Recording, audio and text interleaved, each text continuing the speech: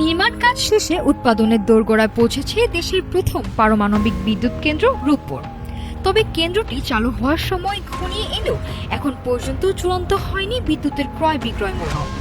ডলারের দাম বাড়ায় প্রকল্পের ব্যয় বেড়েছে প্রায় 26,000 কোটি টাকা। ফলে সাধারণ মানুষের জন্য এই বিদ্যুৎ কতটা সাশ্রয়ী হবে তা নিয়ে দেখা দিয়েছে সংশয়।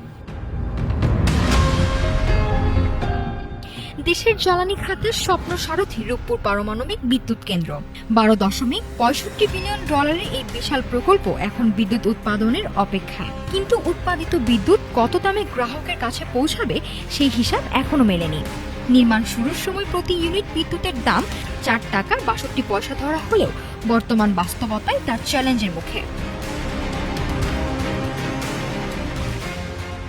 বিদ্যুৎ কেন্দ্রটি চালুর আগে পাওয়ার পারচেজ এগ্রিমেন্ট সই হওয়ার জরুরি।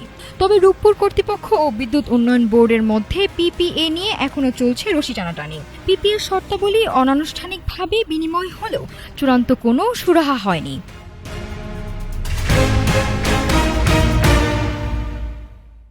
তবে পিপিটির দাবি ভিন্ন।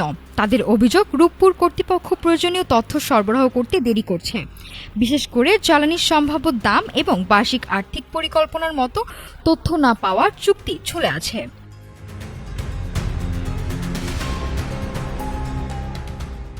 প্রকল্পের ফিজিবিলিটি টেস্টে বিপুল লাভের আশা দেখানো হলেও ডলারের বর্তমান বিনিময় হার সেই অঙ্ক বদলে দিয়েছে।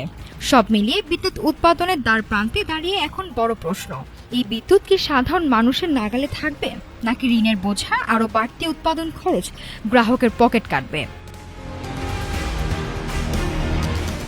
নাফিসা সামিয়া, ঢাকা টুডে।